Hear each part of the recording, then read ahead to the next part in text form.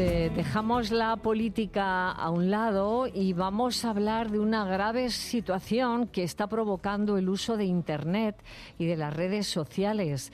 Espero que nuestros analistas, Ferran Boiza y Isaac Blasco, me digan qué les parece que estemos ante una pandemia letal para los niños, según el Consejo General de la Psicología, en un desayuno que ha organizado hoy entre profesionales de diferentes ámbitos, como el médico, el científico y el social, pues han llegado a esta conclusión fundamental: pandemia letal. Nos lo va a explicar Chus Galán, a la que ya saludo. Chus, hola. Buenas tardes, Nieves. ¿Qué tal por Pero Murcia? déjame a ver... Bueno, un calor, pero como en Madrid, en ese sentido como en Madrid. Oye, Isaac y Ferran, ¿qué os parece que sea catalogado como pandemia letal, Ferran, este uso constante en los niños? ¿A ti qué te parece antes de entrar en materia? Imagino que habrá datos, ahora nos lo explicará Chus, imagino que habrá datos que lo avalen. Yo,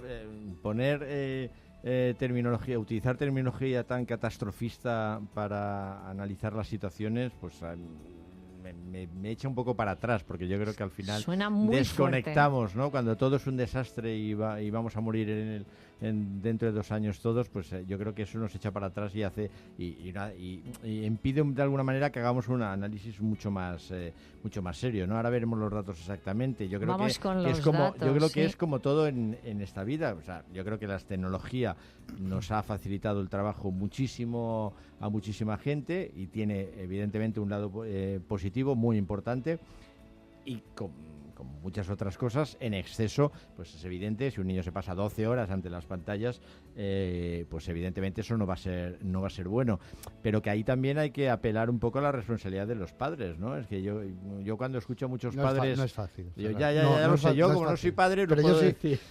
Cuando digo a los padres, no, el colegio que limite, bueno, yo creo que en los colegios evidentemente tienen que haber algún tipo de limitación, pero que también hay una parte de pedagogía que tienen que hacer los padres, que son al fin y al cabo los que tienen que educar a sus hijos, ¿no? En un uso responsable de la tecnología. Hombre, es que los colegios forman y los padres educan, eso es así. Y esto, yo creo que un uso racional de cualquier instrumento que a priori es favorable, evidentemente tiene que estar tutelado por la familia. Pero yo también digo que es complicado porque digamos los impactos, los estímulos que reciben nuestros críos con respecto al uso de las tecnologías son incesantes, y sobre eso pues es total, complicado. Es complicado. Eso, fíjate, es complicado, como dices, Isaac, pero es que según el informe Chus, provocan daños en la salud de nuestros hijos. Pues sí, especialmente en la salud mental, pero también en la salud física. No tanto en nuestros hijos, no solo en ellos, sino también en todos nosotros, porque dice que afecta al sueño, que provoca obesidad, porque claro, no se mueven, no nos movemos menos, que también provoca fatiga visual, dolores en las articulaciones al no movernos, ansiedad, disminuye la atención, produce disfunción sexual, y eso no es en los niños, es en los mayores. Es decir, que afecta a todos, pero especialmente... A ver qué ha dicho Isaac. Digo que a ver si por ahí se va concienciando el personal. Creía que por ahí a lo mejor se explicaban todos los problemas, pero bueno, a ver. Que se conciencien de que no es bueno. Bueno, exacto, pues que nos afecta a todos, pero es verdad que especialmente a adolescentes y a niños, y además porque les produce alteraciones neuronales, es decir, les afecta el aprendizaje, les aísla socialmente y les normaliza conductas de riesgo por el exceso de información inadecuada que tienen, ¿no? De ahí que haya participado pues bastantes entidades, 16 concretamente en este desayuno, y entre ellas ha estado el Consejo General de la Psicología, que es el que ha propiciado el desayuno, y han formado una plataforma que la llaman Z para intentar que cale la advertencia que están diciendo de que puede ser la hiperconexión digital una pandemia letal. Vamos a escuchar a una miembro de este consejo, que es Mercedes Bermejo, directora de Psicólogos Pozuelo. sin duda es una amenaza silenciosa y creciente en la salud mental de niños, niñas y adolescentes. Es decir, que no hablamos solamente del tiempo que pasan frente a las pantallas, sino que hay una exposición constante a estímulos que al final sobrecargan su sistema nervioso y alteran el sueño, limitan la interacción social real y reducen su capacidad de concentración y de autorregulación emocional. Pues las cifras de enfermedades mentales en niños y adolescentes son verdaderamente preocupantes. Antes decíais, vamos a hablar de cifras. Desde 2012 han aumentado un 300%, cifra que nos aporta un informe que es el de Cyber Guardian, que es una iniciativa sin ánimo de lucro para ayudar a padres, educadores, investigadores y responsables políticos. Valora este hecho Mercedes Bermejo. Son diversos los estudios que muestran que desde el año 2012, coincidiendo además con la expansión masiva del smartphone y el acceso ilimitado a las redes sociales, han incrementado los problemas de salud mental en jóvenes de una forma alarmante, sobre todo lo relacionado con trastornos de ansiedad, depresión, autolesiones y trastornos del sueño. No se puede hablar de una causalidad única, pero al final esto es multifactorial. Es decir, que la correlación es clara. Cuanto más tiempo pasan hiperconectados, menos duermen, menos se relacionan en el cara a cara y más expuestos están a la comparación social, al rechazo, a la sobreestimulación. La verdad es que son datos preocupantes, como decíamos, pero los vamos a unir al informe de Save the Children. Chus, ¿qué es lo que dice también esta ONG? Sí, porque es todavía más preocupante si me apuras. Pues dice que el 97% de los jóvenes, atención, 97%, ha sufrido durante su adolescencia algún tipo de violencia sexual en Internet. Desde contactos por parte de adultos con fines sexuales, una práctica que es conocida como el grooming, aprenderos el nombre, para no quedarnos fuera de onda, como dicen los jóvenes, hasta la difusión no autorizada de contenido íntimo. Este informe también especifica que los agresores adaptan sus estrategias de contacto al perfil de la víctima. Por ejemplo, para contactar con chicos, pues suelen utilizar los videojuegos online, y para hacerlo con chicas, pues Instagram, TikTok o YouTube. Además, según el Ministerio de Interior, en 2023 se registraron en el Estado 4.896 denuncias por delitos cibernéticos contra niños, niñas y adolescentes, de los cuales 1.068 correspondían a delitos sexuales. Y atención, porque también este informe de Save the Children señala que analizando los perfiles de las víctimas de los delitos sexuales, todos habían compartido información personal o íntima en Internet durante su infancia o adolescencia. Y esa precisamente es una de las conclusiones de este desayuno propiciado por el Consejo General de Psicología, de que los menores acceden sin control a los servicios digitales que no están diseñados para optimizar ni su salud ni su bienestar, sino que les hacen desarrollar patrones adictivos basados en mecanismos de recompensa. Y esto se ha convertido ya en un problema de salud pública. Mercedes Bermejo. Esto ya no es un problema individual ni familiar, sino que aquí hay una responsabilidad colectiva y comunitaria y por lo tanto es una cuestión de salud pública, como lo fue en su día el tabaquismo o la obesidad infantil. Es decir, que necesitamos protocolos escolares, campañas de concienciación, regulación del acceso a redes, es decir, que la normativa europea cuanto antes pueda regular y que haya un acompañamiento educativo desde la infancia y reconocer que no podemos dejar a las familias solas frente al entorno digital que está diseñado además para captar la atención y generar dependencia. Pues también vamos con las recomendaciones, con esto ya acabamos los informes. ¿Cómo deben usarse las pantallas, Chus? ¿Y cómo no deben usarse? ¿No? Bueno, pues de 0 a 6 años no deben usarse pantallas directamente. Entre los 7 y los 12 años, máximo 1 hora al día, incluyendo el tiempo escolar, y siempre bajo supervisión de un adulto. De 13 a 16 años, 2 horas.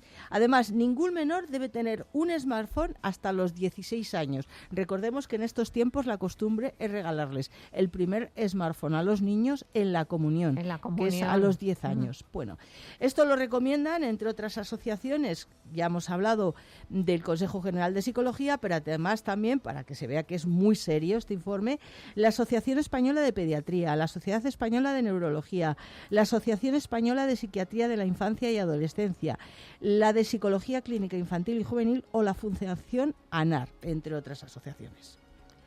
Pues gracias, Chus Galán. Vamos de nuevo con los analistas. ¿Qué os parece, Isaac Blasco? Empiezo por ti, porque teniendo niña adolescente, seguro que estos datos... Bueno, preadolescente, no me hagas preocuparme más de lo necesario. Todavía. Bueno, pues preadolescente, el camino todavía es más largo, sí. Pero estos datos son muy preocupantes, ¿no te parecen? Sí, yo creo que la experta ha dicho algo que a mí me parece esencial. Yo creo que las familias, por cuestiones de formación o cuestiones incluso de falta de tiempo, no tenemos las herramientas adecuadas como para afrontar una tutela efectiva con respecto a dosificar el uso de algo que, como decía Ferran, es positivo, pero que, como todo en la vida, en exceso se convierte en perjudicial. Claro. Y en ese sentido, yo creo que muchas veces, por nuestro propio estilo de vida, por nuestras obligaciones laborales, por la falta de tiempo y por el ritmo que llevamos, es difícil darle una pensada y tratar de encontrar tiempo para racionalizar esto con nuestros hijos. Y hablo por experiencia propia. Con un trabajo tan absorbente como el nuestro, hay veces que y lo digo sin sentirme en absoluto orgulloso, pero siendo muy sincero, que dices, bueno, tengo que terminar una crónica o tengo que hacer una gestión relacionada con el trabajo en un momento completamente extemporáneo, pero necesario. Bueno, pues si la cría está con el móvil, tampoco voy a tratar de interrumpir este momento para decirle que no es momento de utilizar el móvil. Y eso creo que nos pasa a todos. Y yo creo que en ese sentido, como solución lo que veo es una conjunción de estrategias acompasadas entre la administración pública, es decir, los poderes públicos, en este caso los enseñantes y las escuelas, y en ese sentido yo creo que la iniciativa de la Comunidad de Madrid es singularmente oportuna, la de limitar las pantallas, de limitar el uso de dispositivos de este tipo para volver un poco a la cultura del aprendizaje tradicional, que se ha revelado siempre más efectiva y se está perdiendo. Y luego, pues una responsabilización por parte de las familias, pero que yo creo que precisa de una cierta asistencia para poder hacer frente a un tema muy complejo que se basa precisamente en secuestrarnos a los niños, en a base de impulsos y reclamos, captar su atención plena. Pues fíjate, Ferran, que tenemos que hacer un cambio, ¿no? También nosotros de registro, porque si hasta los 6 años nada, entre los 7 y los 12, 1 hora, incluyendo el tiempo escolar, o sea que entre los 7 y los 12 sería prácticamente nada. Y entre los 13 y 16, 2 horas. Bueno, siendo realistas, ¿cuántas horas pasan los adolescentes, ¿no?, frente a las pantallas? Pero que esto va a más y que hay que ponerle freno, está claro, ¿no, Ferran? Sí, no, sí. Yo creo que en muchos casos el móvil o el mini iPad ese que llevan algunos niños, que es este iPad pequeñito que llevan algunos niños, que eso lo ves mucho en los restaurantes. Hay muchos padres que están comiendo y los niños están con el móvil o con este iPad como de juguete que hay pequeño, que es una manera de que se estén tranquilos y te dejen comer, ¿no? Con lo cual yo creo que hay también una cierta responsabilidad. Yo creo que evidentemente no hay que centrarlo todo en el colegio. Las medidas que ha tomado la Comunidad de Madrid pueden ser positivas, pero yo leí hace poco un informe que habían hecho en Gran Bretaña, precisamente después de prohibir los sistemas electrónicos en el colegio, y no había ningún cambio entre los niños que iban a clase sin este tipo de elementos y los que sí que la llevaban. Pues ¿Por qué? Yo discrepo, yo creo que escribir a mano, por ejemplo, se ha perdido y es importante. No, eso es importante. Un montón pero que decía que no había ninguna diferencia entre los niños que tenían dispositivos en clase y que no, porque los que no lo tenían en clase compensaban las horas en casa, con lo cual al final los efectos eran lo mismo. Evidentemente, si tú tienes que aprender a escribir, es mucho mejor hacerlo que no con un dispositivo. Y después es cierto que se generan situaciones como las de esos jóvenes que tienen como miedo a hablar por teléfono. Ha llegado un momento en esta vida en que la gente está tan acostumbrada a responder a través de WhatsApp, a través de Instagram, a través de etcétera, que les cuesta mantener una conversación telefónica con otro ser humano, ¿no? O sea, que creo que evidentemente es un problema. Lo que pasa es que es un problema transversal que se tiene que abordar desde diferentes aspectos y no centrarlo solo en el colegio, por ejemplo, porque los colegios son responsables de casi todo, pero no son culpables de todo. De todo. Bueno, hemos llegado hasta aquí. Gracias a los dos. Da gusto escucharos. Ferran Boiza, Isaac Blasco, de verdad. Buenas tardes. Es un lujo. Y pásalo muy bien en Murcia, que es un sitio maravilloso. Sí, pues